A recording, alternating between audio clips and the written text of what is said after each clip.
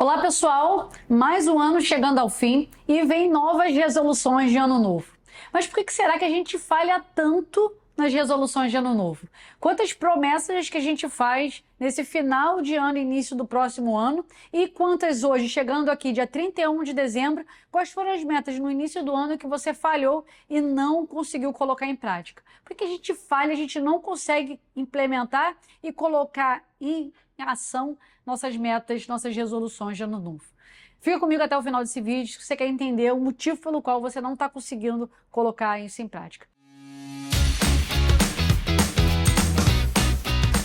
Eu sou a doutora Érica Vidal, cardiologista, e meu propósito aqui no canal é dar informações para vocês sobre saúde. Como é que a gente otimiza a saúde, previne as doenças e vive com a melhor qualidade de vida. Quer saber um pouquinho mais que a doutora Érica Vidal? Tem aqui na descrição meu site com bastante vídeos anteriores que você vai conseguir ter acesso a informações sobre saúde, sobre doenças e sobre exercício para melhora da qualidade de vida. Se você ainda não está inscrito nesse canal, não deixe de se inscrever no canal, ative as notificações e compartilhe o conteúdo. Ao longo do ano eu vou te dando informações sobre saúde que vai te facilitar, vai te favorecer a adotar melhores comportamentos e viver com a melhor qualidade de vida. E se você quer saber um pouquinho mais sobre produtos que eu recomendo, tem aqui a minha página na Amazon, onde eu separei alguns suplementos, aparelhos de pressão, livros que podem te favorecer nessa caminhada para a melhora da sua saúde e prevenção das doenças cardiovasculares. Então, vamos direto para o conteúdo. Por que as resoluções de ano novo elas falham? Por que nós temos vários planos e em relação ao cuidado da nossa saúde é o clássico? Então, nesse próximo ano, eu vou começar a fazer exercício de uma forma regular, eu vou melhorar a minha alimentação e muitas vezes essas promessas não chegam nem no carnaval. Então, a gente decidiu em janeiro e às vezes em fevereiro, o carnaval esse ano vai ser em março, a gente não consegue implementar e seguir, a gente acaba sendo absorvido novamente pela rotina e as resoluções de ano novo vão ficando para trás. E agora que chega novamente uma nova virada de ano, essas promessas, essas resoluções vêm em mente, a gente novamente tenta e a gente está sucessivamente falhando. Por que será que isso acontece? Eu separei algumas causas. Por que isso está levando a gente a pensar e não colocar em prática? Porque tem um gap entre o que a gente pensa e o que a gente consegue fazer. Primeiro aspecto são as expectativas irrealistas. A gente coloca o mundo ideal que seria, como que seria o máximo de ação que a gente poderia implementar e muitas vezes o que a gente pensou não é factível da gente começar. Então, quando falam comece pequeno, mas pense grande, é que para eu conseguir obter os meus objetivos, eu tenho que começar de uma forma gradual. Então, se eu tenho expectativa de um comportamento, de um resultado extraordinário em um curto intervalo de tempo, se eu não consigo colocar aquilo em prática, aquilo vai me dar uma desmotivação. Eu não vou conseguir implementar aquilo. A minha meta está muito alta, então não vou conseguir implementar e sustentar esses meus comportamentos. Segundo é a falta de planejamento. Se eu não coloco um planejamento adequado que caiba na minha rotina, no meu dia a dia, eu estou fadado a falhar. Eu não vou conseguir me sustentar nessa jornada, pensando aí, por exemplo, no exercício. Se eu não tiver um planejamento, qual o dia, qual é o horário, como é que eu vou me organizar, me planejar, eu estou fadado a falhar. Então a rotina, a pressão do dia a dia vai vir imposta e eu não vou conseguir. Então, sem planejamento, eu não consigo encaixar na minha rotina esse comportamento que eu quero adotar. Terceiro, falta de compromisso.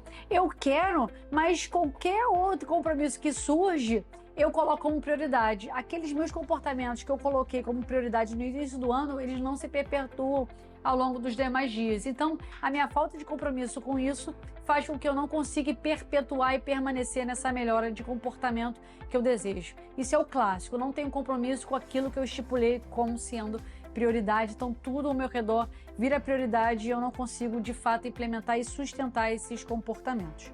Outra é a pressão social. Se eu estou inserido em ambientes que desfavoreçam a minha resolução, os meus objetivos, a pressão do ambiente eu não vou conseguir ficar brigando o tempo inteiro se externamente e estão contradizendo os fatores que eu quero assumir. Então, se os ambientes que eu estou inserido, se as minhas amizades, elas não favorecem o comportamento que eu quero adotar, eu estou fadado a falhar, porque eu não vou conseguir me sustentar com a pressão externa contra aquele comportamento que eu quero adotar. Outro empecilho é o nosso perfeccionismo. Eu quero estar no ideal que seria, então eu tenho que esperar eu estar pronto para poder começar. E aí isso é fadado a falhar. Então, para você ficar pronto, para você começar, você nunca vai começar nada, porque a gente nunca vai estar pronto. Então, a ideia é eu começando e eu vou ajustando da melhor forma possível. Por exemplo, em relação ao exercício aeróbico. O ideal seria fazer 30 minutos, 40 minutos, 1 hora. Mas eu não tenho esse tempo. Por que você não começa com 10 minutos? E aí, conforme você vai conseguindo incrementar esses 10 minutos, você vai se planejando, organizando seus horários e aos poucos você vai conseguindo otimizar o seu tempo. Não tem o ideal, começa com o que tem.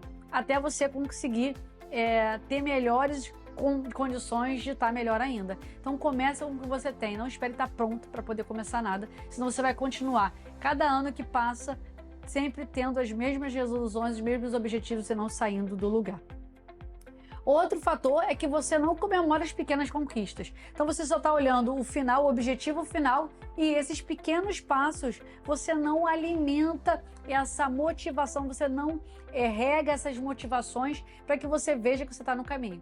Então eu sei que ainda não atingi o meu objetivo, mas eu sei que esses meus comportamentos estão favorecendo a melhora do resultado que eu tanto desejo. Isso na obesidade é muito claro.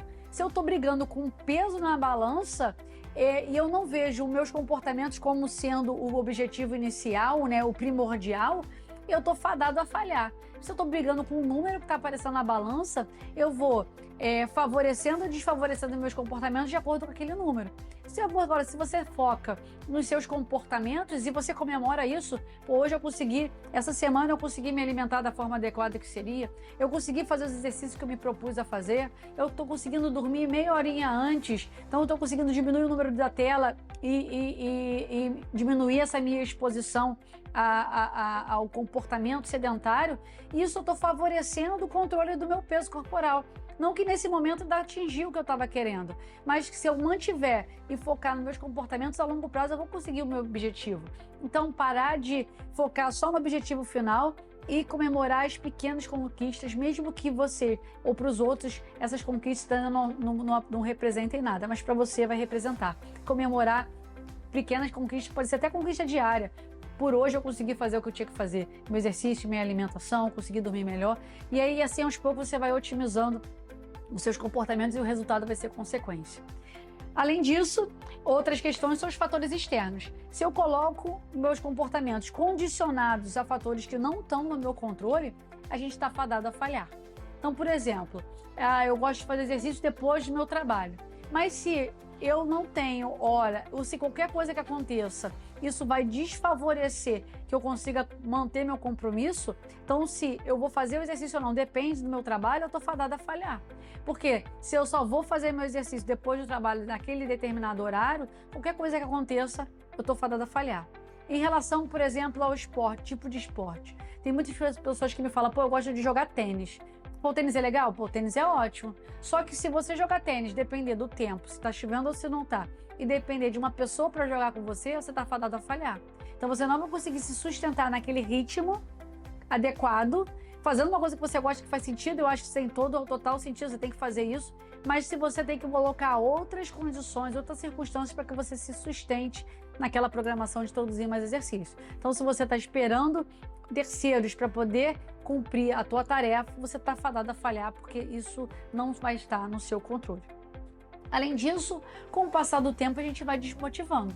Então, tem gente que não chega no carnaval, tem gente que não chega na Semana Santa, no meio do ano, então cada motivo, cada época do ano é um motivo para eu acabar me auto-sabotando.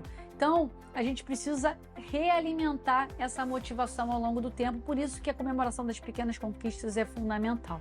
Então, a gente se desmotiva com o passar do tempo, é importante para eu não perder a motivação. Eu escrever, por que você está começando hoje? Qual foi o motivo do D1?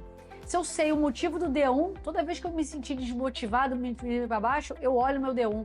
Eu olho como é que eu estava e eu olho como é que eu estou hoje. Então, será que eu estou acima, um degrau acima do que eu estava ontem, no D1, no meu dia que eu comecei? Então, se eu souber o motivo pelo qual eu comecei e saber a distância que eu estou do período que eu comecei, isso vai me motivar. Eu vou realimentando, regando essa minha motivação ao longo do tempo. E por fim, falta de suporte. Eu sei que tem pessoas que têm dificuldade de se autocuidar porque depende de uma demanda externa para conseguir ter essa realidade modificada. Por exemplo, a introdução de exercício ela é muito impactada para as pessoas que têm filhos. Então, será que eu tenho uma rede de suporte que eu consiga deixar meus filhos para que eu possa ter horário para fazer meu exercício? Então, será que eu tenho uma rede de suporte, por exemplo, para me desestressar, ir ao cinema, ir ao teatro e eu faço alguma coisa para mim? Seja para ficar um momento sozinho e ler um livro. Então, será que eu tenho uma rede de suporte capaz de me dar literalmente esse suporte para que eu consiga me sustentar naqueles meus comportamentos e não dependa de fatores externos?